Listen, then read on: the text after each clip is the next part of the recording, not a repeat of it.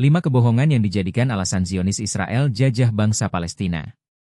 1. Mereka kecewa dengan kabar gembira yang pernah disampaikan Nabi Musa AS akan datangnya utusan, Nabi, yang berasal dari golongan mereka yang tingkah lakunya sama dengan Musa AS.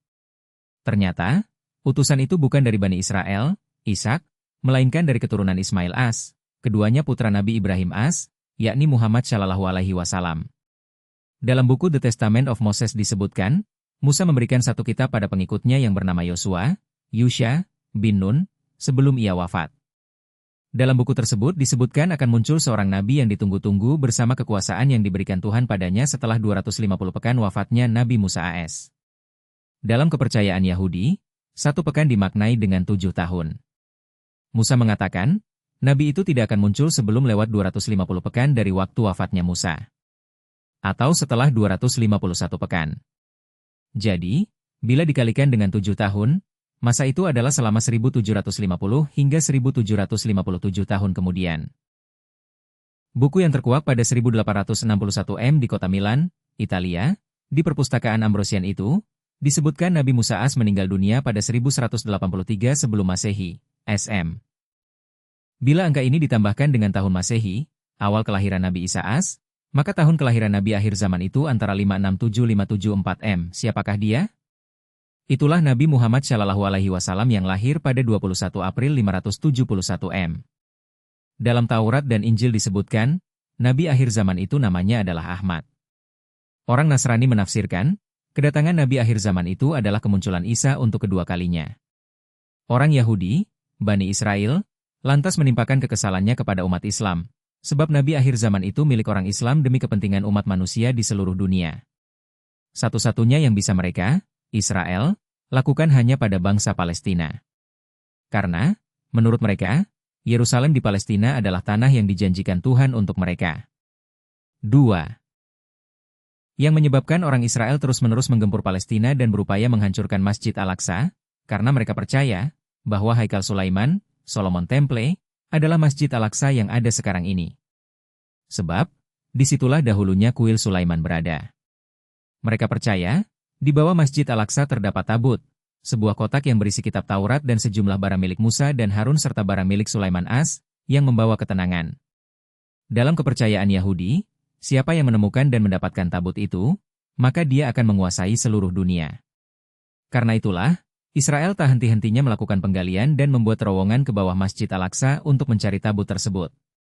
Menurut Mustafa Lutfi, dalam artikelnya yang berjudul Ramadan dan Jeritan Al-Aqsa, hingga saat ini telah 10 kali kaum Zionis Israel melakukan penggalian di kota suci Al-Quds itu, menyusul kekalahan negara-negara Arab dalam perang kilat selama 6 hari pada Juni 1967.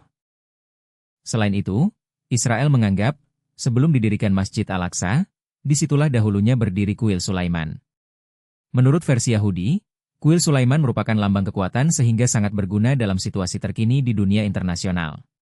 Mereka meyakini fondasi kuil Sulaiman berada di Masjid Al-Aqsa. Bukan Al-Aqsa yang menjadi persoalan, melainkan simbol dari kuil Sulaiman itu. 3. Sebagaimana diungkapkan Paul Findlay, ada juga klaim teologis. Berdasarkan klaim teologis pendirian negara Israel didasarkan pada teks-teks perjanjian lama dalam kitab Kejadian 12, 7, 15, 18, 21, dan Kitab Yosua. Tokoh Zionisme Theodor Herz menggariskan, wilayah Israel membentang dari hulu Mesir sampai Efrat. Ben Gurion menyatakan, wilayah Israel meliputi 5 wilayah, yaitu Lebanon Selatan, Suria Selatan, Transjordania, Palestina, dan Sinai, Mesir.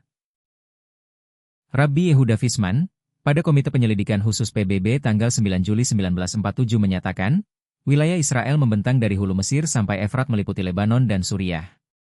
Klaim Israel ini ditentang keras oleh Paul Findlay dan Roger Garaudi.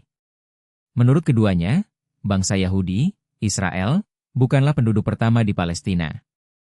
Mereka juga tidak memerintah di sana selama masa pemerintahan bangsa-bangsa lain.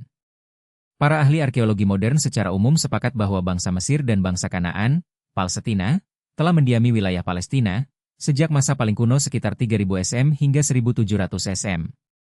4. Deklarasi Balfour.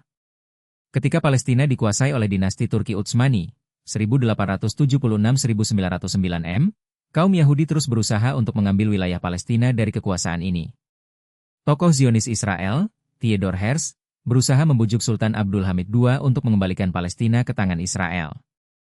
Permintaan itu ditolak mentah-mentah Sultan Abdul Hamid II. Gagal mendapat konsesi dari pemerintahan Turki Utsmani, bangsa Yahudi menggalang dukungan internasional untuk mensukseskan misi Zionis, membentuk negara Yahudi di Palestina.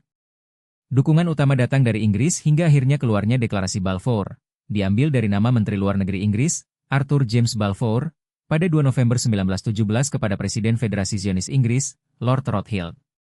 5. Pemisahan wilayah Palestina oleh PBB. Pada 14 Mei 1948, Majelis Umum PBB mengeluarkan resolusi pembagian wilayah Israel dan Palestina. Menurut Paul Findlay, resolusi ini dikeluarkan atas tekanan pemerintahan Truman, Amerika Serikat, terhadap sejumlah negara anggota PBB.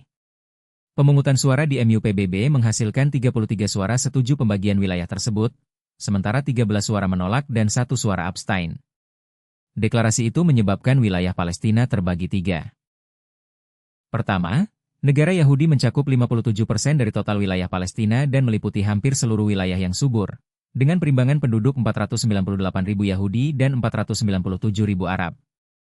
Kedua, negara Arab Palestina mencakup 42% dari total wilayah Palestina dan hampir seluruh wilayahnya tandus dan berbukit-bukit.